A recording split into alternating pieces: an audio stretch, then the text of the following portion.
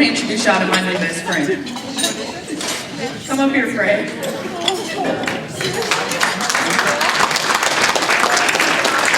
All right, so got another member to introduce you to. Fred, go ahead, sit down. Hello.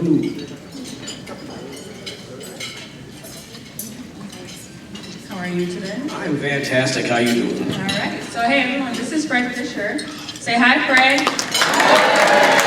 Hello, hello. And before we start, I'd like to say too, thank you all very much for coming. Thank you all for your support. We need it. Thank you for it. So Fred has been a member of Grand Avenue Club since 2015. So he knows a lot. And I met Fred a couple weeks ago. I came to the club, he gave me a tour, and we just kind of hit it off, didn't we? I learned a lot about Fred and his story and why Grand Avenue Club is so important to him, so I'm excited for him to share that with you. So Fred, talk to me a little bit about what brought you to Grand Avenue Club initially.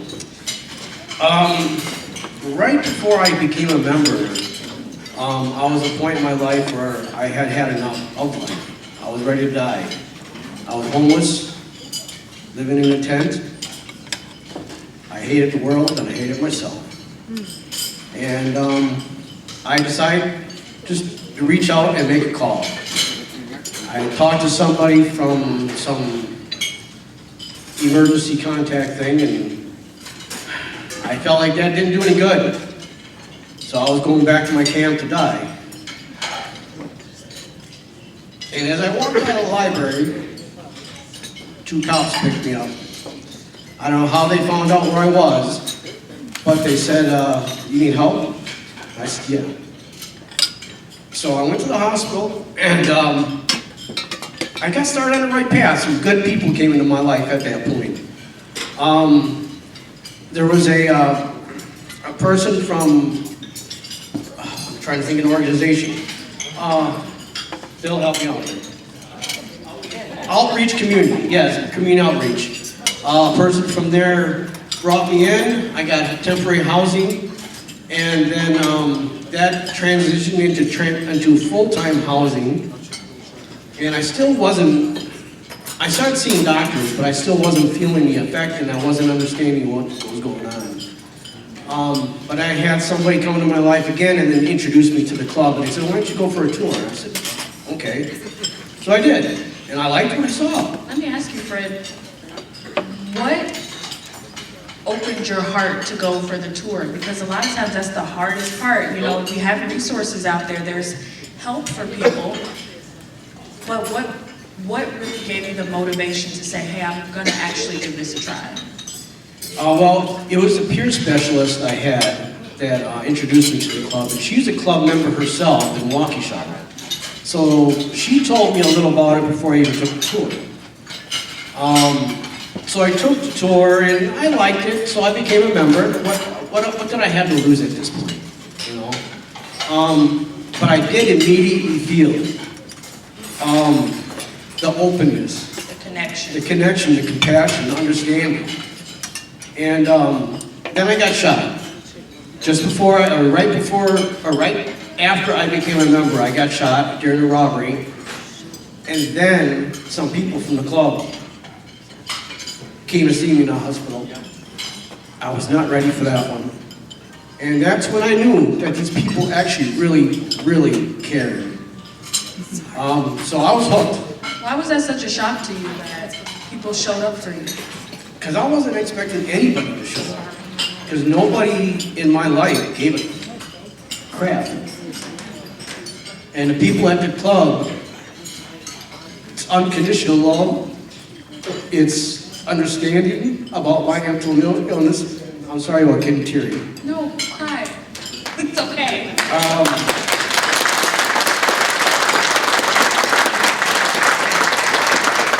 Thank you very much, thank you. Lost my train of thought there,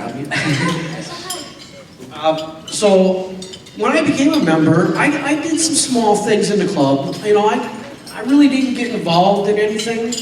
And I went through some turmoil and a lot of support from the club with that turmoil. So that that was a little easier. But then when I came back after taking a little hiatus, I dove head into the club. I went to training. I'm sorry. I remember one thing you were telling me when we first met, Fred, is that you never felt like anyone was making you do anything. Oh. That's the great thing about the organization and the club and being a member. When you come into the club as a member, you don't walk in the door and somebody says, okay, here's what you're doing today. No, they ask you, what do you want to do today? I don't want to do anything. Okay, see you later. Have a good one. We'll talk to you later, you know. You come up with something you want to do, let me know, you know. You're not told to do anything, and it's at a pace of your own. If you come in and, like you heard on the video, if you just want to socialize, come in and socialize. We just want you to be there so you know you're safe and you're in a safe environment. How has the club impacted your life, Fred? You've been a member since 2015. Well, if I had some pictures to show you, because I myself still don't kind of believe it.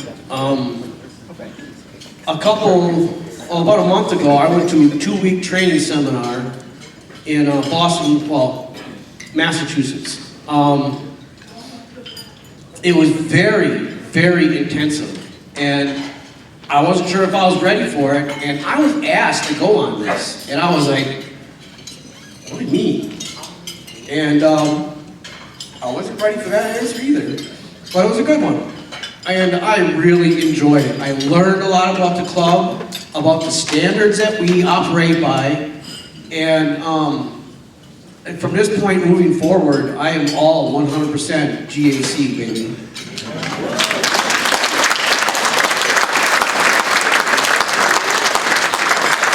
So I want to ask you, being a member since 2015, why do you keep coming back? I keep coming back because of the people. Not just the staff, not just members, the colleagues. Because at the Grand Avenue Club, we don't distinct between staff and members. We work side by side as colleagues.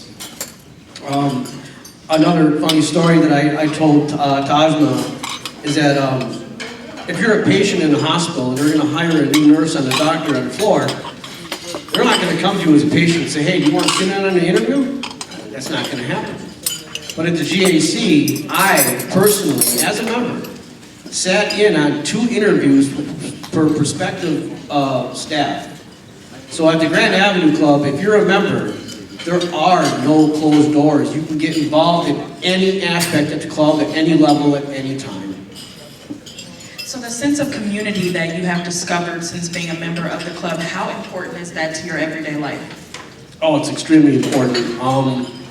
For one, as humans, we are all people person, whatever. We do feed off the feedback. Sometimes it's not always good, but we do feed off that feedback of other people. I double negative again. But the thing is, at the club, there's never anything discouraging said. It's all positive. I've come in on a bad day feeling like, well, I'm going to go into the club, I'm not feeling it right now. But like 2 hours after a meeting, sitting in a meeting, even if I don't say anything, I feel a lot better. Just because of the people that are there, they look at you and they acknowledge you. It's all about acknowledgement too. We need, as people, we need to be acknowledged. So it's the acknowledgement and the trust. The trust at the club, for me, I trust them with my life. Well, Fred, I just want to say, I think you're amazing, and I'm so happy that I met you. Like I said, we connected, like, supernaturally, really quickly. Organically, yes. And look at you, the wordsmith, and I'm the journalist. And it's really interesting because we come from different backgrounds. There's an age difference between us, but we connected when we were talking about mental health. And I think that is just a testament to how big of a mission Grand Avenue Club has and how they have the power to bring people together. And I think that's just a beautiful thing. So let's just, another round of applause. That's what we're celebrating today.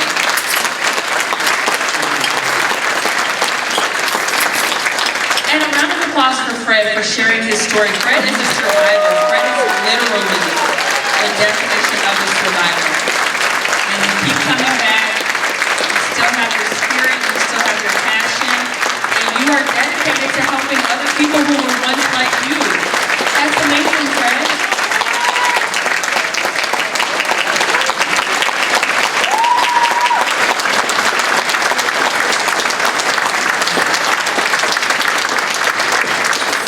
again, one more time, thank you all for everything that you've all done. We really appreciate it. Thank you.